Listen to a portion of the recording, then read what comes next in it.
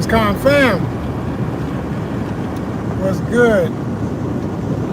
This is Joseph R. Wheeler III, artist, founder, president of the ONYXCON Foundation. Just wanted to chop it up with y'all real quick before the sun is completely gone. Let me see here, get my settings right so we can do what we need to do. Okay, yeah. So, you see the jersey on, and typically when I got on one of my ONYXCON fishing tournament jerseys, shout out to everybody who's ever been a part of or ever been interested in the content from the perspective of ONYXCON fishing tournament, which is one of our elements under the umbrella of ONYXCON Outdoors Worldwide. That's the show when I do that. But you can see the content under our playlist.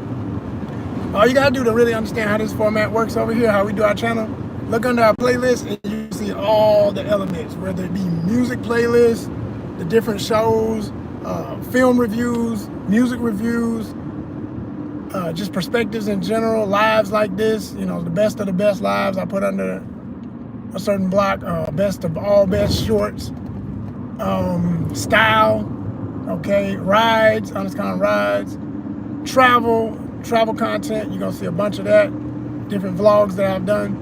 So yeah, check that out if you really want to know all the format. But like I said, I went fishing, and unfortunately, I had fun because I still messed around and caught something. I'm not even gonna tell y'all what it is. I'll just say it was not a fish, okay? It was not dangerous per se, so it was just a hassle to have to get it off the hook. And I was river fishing, so you know, you never know what you're gonna catch in any environment fishing. Like I always say, if you can't see through the water, you don't know what's down there. You really don't. If you can't see all the way through to the bottom and be like, oh, there's a such and such, or there's a, you know, they call that spot fishing, when you can fish in clear enough water, you can cast right to something and wait for it to happen. And that's fun. That's really fun. But that's a rare water situation in certain conditions. And it usually is either salt water, super fresh spring water, I'd say certain streams and things like that will have water like that so clear that you can see the fish. But most of the time you fishing where you can't see nothing and you just got to go for it. So I was at a river where it's muddy and all that stuff, you know, and I messed around and, like I said, caught something that was not a fish. Y'all gonna have to wait till I edit it up and put it out. I am gonna make another video. I got one up right now because I went the other day and missed a monster. When I say monster, I'm pretty sure it was a catfish. I'm not exactly sure, but I think that's what it was. I think it was a blue. The great blues are out there. The blue catfish, if you know what I'm talking about, you know how big they are. They're some of the biggest catfish in North America, and them and flatheads. But they run neck and neck with flatheads, but typically they be bigger. And all of that is at that river that I was fishing in. You can catch a flathead out there too, but they get active like right now through the night. Like this is the time of day where flatheads are moving and doing their thing. During the day, it's hard to get them. It's not impossible. It can happen, but it's just less a chance that they're gonna be in the mood to bite. You can put something right in front of them, they might just be like, man, I don't feel like eating that right now. You know, you gotta catch them when they really in that zone and they cut on the eating clock, you know, or the territorial clock. Cause sometimes it ain't even about the food, it's just get that mess up out of here. You know, you come with a lure they don't like and they just like, get out of here. But they're typically scent based and the whiskers and everything, so they're gonna feel it out, scent it out. If they like the way it smells, oil and whatever else in the water, they're gonna go for it. So like I said, I didn't get what I really wanted, but I got that feeling back because I hadn't pulled against anything that strong in a while. So it was muscle memory, tension memory, and I love it. Like, ain't nothing like having a fish that's over 20 pounds on the other end of that line. It's just, it do something different. I promise you, it do something different. If you love fishing but you never caught nothing that big, yeah, go to the ocean and go to the river. You know, if you can get close to either, you might mess around and catch that other level, that other vibe, you know what I'm saying? Because as much as I like fresh water too, you know what I'm saying? And this is still fresh water, but I'm saying much as I like the lake and pond and all that and little creeks I fish at and stuff. And there's some monsters in there too. There's definitely some monsters in there too. But most of the show enough heavyweights that I'm talking about, they be at the river when I go. And it's just more chance that you're gonna run into them there. Or in the ocean, you know, ocean is the ultimate level. It just is. It just is. I did a assessment today. I've been using ChatGPT a lot. Whenever I get deep questions that I know it can break down and give me full analysis. And it's a powerful tool. I actually like it more and more. I wish it had options of decorating it so it wasn't just a plain background with letters. I wish you could like add colors or backgrounds and stuff. Maybe you can. I never asked it if it could. It probably can. Knowing everything else it's able to do. Damn, water went down the windpipe. But when I tell you, it will give you a full analysis of anything you ask it. I was just curious. I said, out of the following species, and I think I started off with like 17 or 18 species of fish. And then I added a couple of more I thought of later.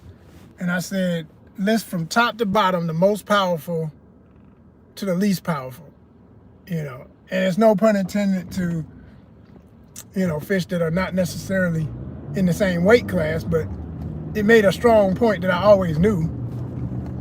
But I was kind of surprised about some of the order of what fish were in front of others in terms of power and stuff. And it gave reasons, it gave analysis of why. It was like, you know, it described the type of hit, the type of run, the type of tug, the type of head shake, the type of everything that each fish does, right? And I was impressed because half of the list I already, well, at least a quarter of the list I know about and I've caught. So I was like, okay, all right, I can see why you put that ahead of that or why they put this. Like, once you've caught some of these fish, you understand what came back. And I'm gonna put that in either, I might put it in a short so y'all can see that. I'm gonna put that together and put that out so y'all can see that list and see what y'all think of it if y'all agree, especially for my anglers. But I had marlin, and that was on the top of the list. Like, of all the fish I mentioned, the marlin was the top. I said, damn, it is what it is, man. Them sailfish just different. Them billfish in the ocean. I mean, first of all, there's a fish that can get up to be like damn near, I think over a ton, at least right at a ton. Like, you know, that's like, I didn't even add grouper to the list, but like grouper and all that stuff, they're ridiculous. Them some behemoths. You know what I'm saying? Like, for real.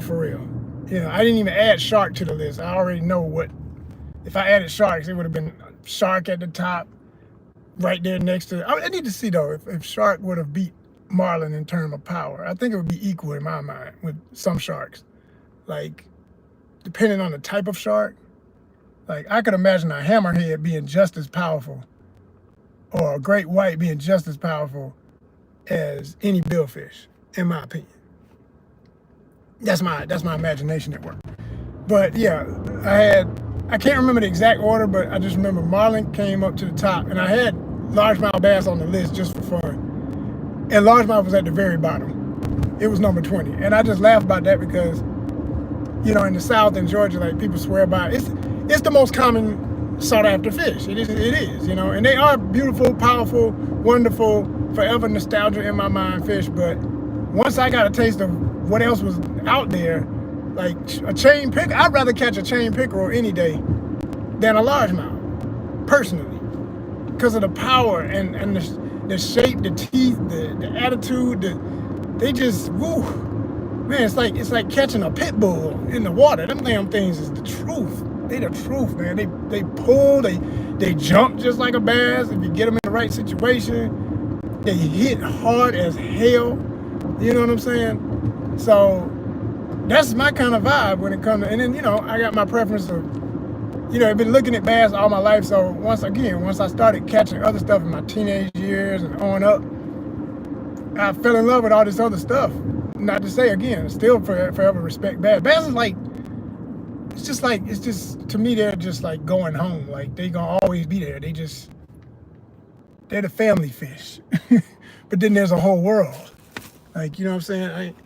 I'm not trying to stay at home with family. I'm an adventurer. I want to go out and see what else the world has to offer me. So I'm into exotic fish and fish all over the world, you know what I'm saying? So I had like Toman on there. Shout out to Southeast Asia, all my anglers from Southeast Asia, Malaysia, Thailand, all those places that know what I'm talking about because they got them. Toman, the great snakehead. That's the biggest snakehead.